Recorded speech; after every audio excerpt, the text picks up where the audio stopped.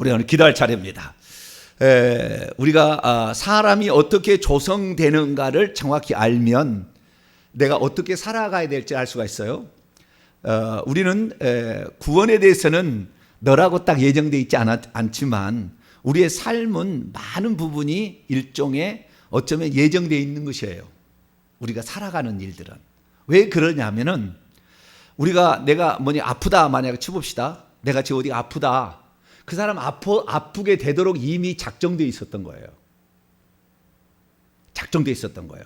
근데 그 아픔에 그 작정되어 있던 것을 우리는 어떻게 해볼 수 없어요. 그걸 받아야 됩니다. 누군가는. 그러니까 내가 오늘 아플 때 아유 다른 사람은 아프지 않은데 왜 나는 아프나 이렇게 생각할 수 있잖아요.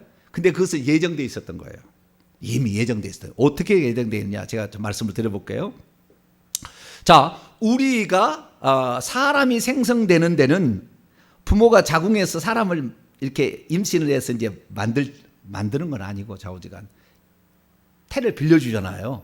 그 태를 빌려주는데 그때에 수정이 돼서 정자와 난자가 만나가지고 착상이 되어서 이 자궁에서 잉태가 되어서 2달이 될 때에 이 아이가 지체장애나 정신장애 같으면 유산이 돼버립니다. 이 아이가 대부분 유산이 되어서 떨어지게 돼 있어요. 2달 안에. 2달이 지나가게 되면은 보통은 정상일 확률이 매우 높아요. 그때 2달 지날 때 하나님께서 이미 천국의 낙원이라는 곳에서 사람의 사람을 영혼을 천국에서 만들어서 거기서 자라게 합니다. 자라게 했다가 그리고 2달 될 때 그 영을 집어넣어요. 그 2달 될 때 영이 집어넣어지는데 그 영이 우리 속에 들어와요. 근데 그때 들어오는 그 영이 나이가 서너 살, 한두 살, 서너 살, 5살, 많으면 5, 6살 이 정도예요. 이게 어린아이가 들어오는데 많으면 나이가 18 이렇게도 들어옵니다. 그러니까 그 사람은 어렸을 때부터 어른스럽다는 나이가 있어요. 얘들이. 얘는 애기 같지가 않아. 그런 아이들은 영의 나이가 이미 큰 상태에 들어왔어요. 그러니까 그렇게 자란 아이들은 아주 클 대성할 확률이 매우 높은 거예요. 그런 아이들은.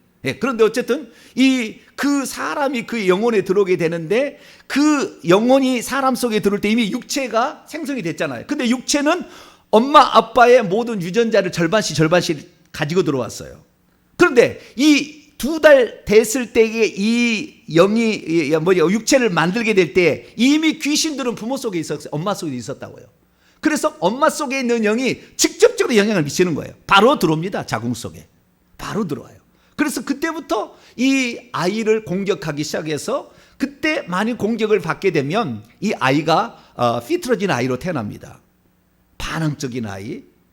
이렇게 태어나는 거예요.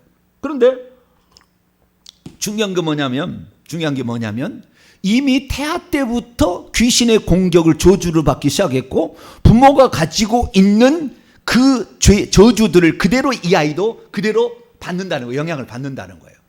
그래서 이 아이가 만약에 부모가 누군가를 해쳐서 사람을 괴롭혔다, 고생을 했다 그러면은 틀림없이 이 아이는 살면서 누군가의 괴롭힘을 당하게 돼 있어요. 그렇게 예정돼 있다고요. 그건 피해갈 수 없는 거예요. 그러니까 하나님께서 그를 특별히 쓰시기 위해서 어떤 그릇으로 사명을 주어서 보낸 아주 특별한 사람이에요.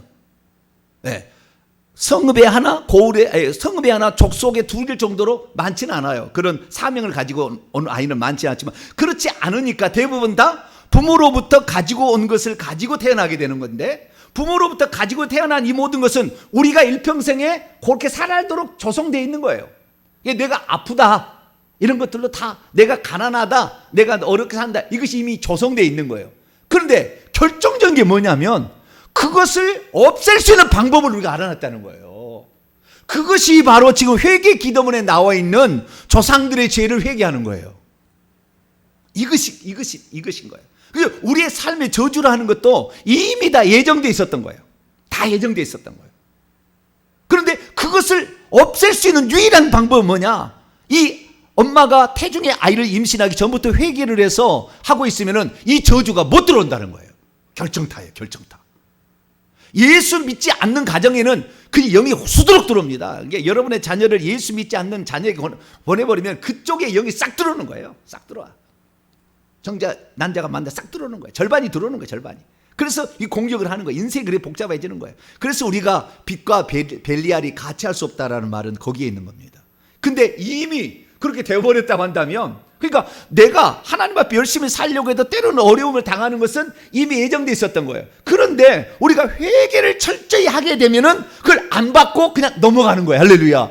요게 있는 거예요. 그러니까 이 우리가 지금 회개 기도를 회개하는 것은 천국 가기 위함도 있지만 더 중요한 것은 뭐냐면 우리와 우리의 인생과 우리의 자녀의 삶이 평탄하게 되는 그런 회개 쪽에 속해 있는 거예요. 할렐루야. 그래서 그동안에 우리가 회개를 해야만이 천국 들어간다는 이 말은 우리의 영혼이 자기 두루마리를 빨아서 들어가는 측면도 있지만, 또 하나의 이 회개 기도를 통하여 조상의 죄를 회개하는 이 측면은 대단한 겁니다. 우리의 인생에 이미 예정되었던 것을 바꿔버릴 수 있다고요.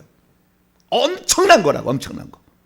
뿐만 아니라 우리가 회개함으로 말미암아 구원으로 예정이 되어버립니다. 할렐루야. 우리가 구원될 사람이 어떻게 되느냐? 회개할 때 예정이 되는 거예요. 할렐루야. 그렇게 돼가는 것이지 만세전부터 너 아니에요. 딱 그렇게 되지 않아요.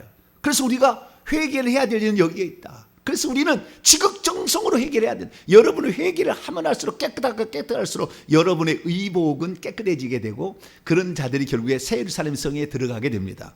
주님, 내가 이 땅에 살면서 적당히 회개를 하고, 목사님이 하도 회개를 하는데 지금도 우리 성도 중에 회개 안 하는 사람이 있어요. 한 번도 안 하는 사람이 있다고. 주일날 지금 못 나오는 사람들은 대부분 못 하고 있어요. 안 하고 있다고요. 몰라, 잘. 이 의미를 몰라. 벌써 우리가 지금 몇 개월, 작년 11월 달부터 했으니까 10달을 지금 했는데도 한 번도 안 하는 사람도 있다고. 지금도. 그러니까 여러분은 그 회개에 동참하셨다면 여러분은 지극히 지금 복을 받는 거예요. 여러분들이 지금 자식들의 저주를 날마다 없애는 거예요. 예정되어 있었던, 어쩌면 사고도 다 예정되어 있어요. 다 예정되어 있는 겁니다. 그게 다 그렇게 왜? 조상 때 그 지은 죄로 말미암아 예정되어 있었던 거예요.